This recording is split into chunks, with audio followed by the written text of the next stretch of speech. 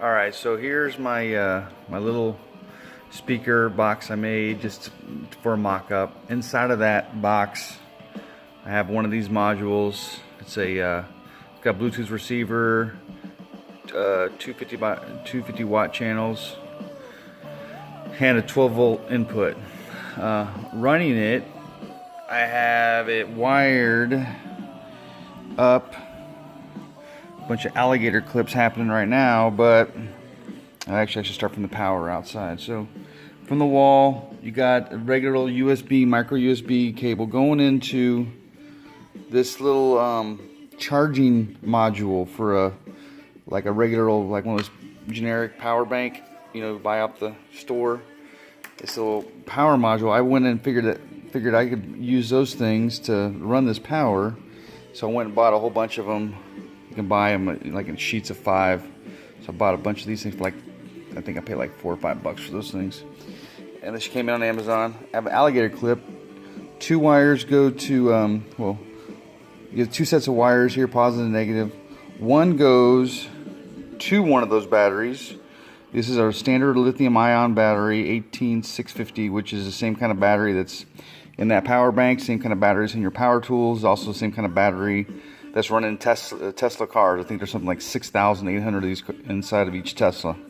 So anyway, so 2 of those wires are going to this battery, so it is simultaneously charging this battery as it's running, and then the other 2 are going up to this little step-up module. So these little micro USBs only do 5 volts, but this radio requires at least 12 volt.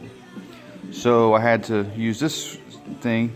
I kind of cranked up the volts. Here's a little screw right here. You can kind of twist it to get the volts you want. So I got it at exactly 12 volts coming out, and that's going up and powering my speakers. Now, kind of cool thing about this is if I disconnect my micro USB, in theory, this thing should keep, and right, that red indicator indicates that my battery is low right now, or it's charging. I pull this plug, and hopefully it keeps playing. If I can do this one hand. Hold on. So now, I've unplugged the thing, and now I'm running it off of this little battery. This little generic little cheap battery I bought, or that came with that thing.